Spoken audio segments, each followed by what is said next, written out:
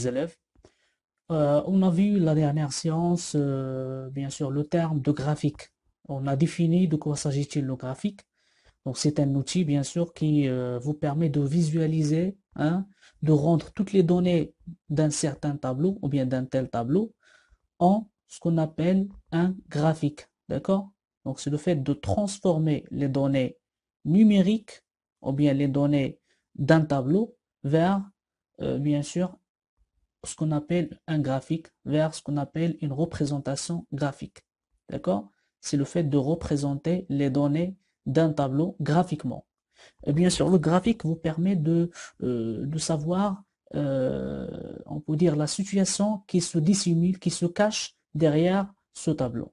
Donc, c'est ça l'utilité de graphique. Donc, aujourd'hui, on va faire, ou bien on va réaliser un graphique, bien sûr, pratiquement, en suivant les étapes ci-dessous. Donc, comment créer mon premier, ou bien mon premier graphique, histogramme. Donc, c'est un type de représentation graphique qui s'appelle histogramme, qui, bien sûr, que j'ai déjà expliqué la dernière séance. J'ai dit que l'histogramme, c'est une représentation graphique qui est sous forme de quoi? Sous forme de rectangle, d'accord? De rectangle. Et chaque rectangle, il représente, ou bien il concerne une certaine partie de la population. D'accord? De la population qui est le sujet d'un tableau. Donc, la première étape, c'est de sélectionner le tableau. La deuxième étape, c'est de cliquer sur l'onglet Insertion. Voilà l'onglet Insertion. D'accord? C'est la deuxième étape. La troisième étape, c'est de cliquer sur l'icône colonne. Juste une remarque. Euh, Bien sûr, ce manuel, il travaille sur le logiciel ou bien sur le Microsoft Office Word 2007. Mais pour moi, j'ai le Microsoft Office Word 2013. Donc, il y a un petit peu de différence, mais c'est pas grave, d'accord? Par exemple, colonne, je trouvais pas l'outil qui s'appelle colonne, mais j'ai trouvé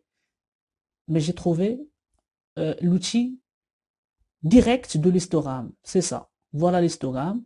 Mais bien sûr, ces outils de représentation graphique, ils se trouvent dans l'onglet insertion, comme il est déjà mentionné dans le manuel, précisément sur la page 24.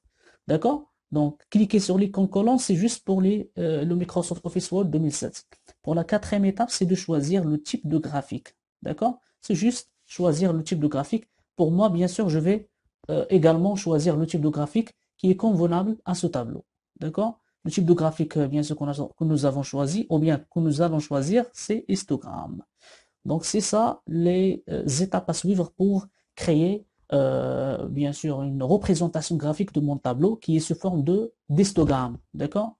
Donc, voilà, je vais passer à la partie pratique. J'ai déjà établi ce tableau, ou bien j'ai déjà créé ce tableau. Donc, je vais transformer, d'accord? Je vais ajouter une représentation graphique à ce tableau pour bien savoir la situation des données, bien sûr, de ce tableau, d'accord? Ou bien la situation qui est cachée derrière les données de ce tableau, d'accord? Donc, la première étape, c'est quoi? Vous vous rappelez? C'est de sélectionner le tableau. C'est très important. On doit sélectionner le tableau. Voilà. Voilà, j'ai sélectionné le tableau. La deuxième étape, c'est quoi? C'est de cliquer sur l'onglet Insertion. C'est-à-dire, c'est le fait d'insérer quelque chose sur Microsoft Excel. Donc, on doit, bien sûr, voilà l'onglet Accueil et voilà l'onglet Insertion. Et on doit choisir, on doit insérer le graphique qui est sous forme d'histogramme. Voilà, voilà l'histogramme. Et je vais choisir cette forme-là. Et voilà, je clique comme il est mentionné. Donc, cliquez sur l'icône et je choisis le type de graphique histogramme. Voilà. Donc, je choisis, voilà, comme ça. Voilà, j'ai choisi cette forme d'histogramme qui est comme ça, qui est comme il est déjà affiché. Mais pour valider ou bien pour confirmer l'insertion de ce graphique, donc on doit faire un clic sur le bouton gauche sur cette icône, bien sûr, pour valider l'insertion de graphique. Et voilà, j'ai inséré le graphique, bien sûr, qui visualise, qui représente ces données-là de ce tableau. D'accord? Je pense que c'est clair pour vous. J'espère que vous avez bien compris. Donc c'est très simple. Bien sûr, c'est très utile la représentation graphique. Bien sûr, pour expliquer au public la situation de quelque chose, au lieu, bien sûr, de les expliquer en chiffres, vous pouvez bien sûr les expliquer en graphique. Et voilà, l'idée va être envoyée explicitement et bien sûr, l'audience ou bien le public va comprendre ce que vous voulez dire. D'accord? Donc c'est ça la leçon d'aujourd'hui. Je vous remercie pour votre attention et on se verra la semaine prochaine, Inch'Allah. Au revoir.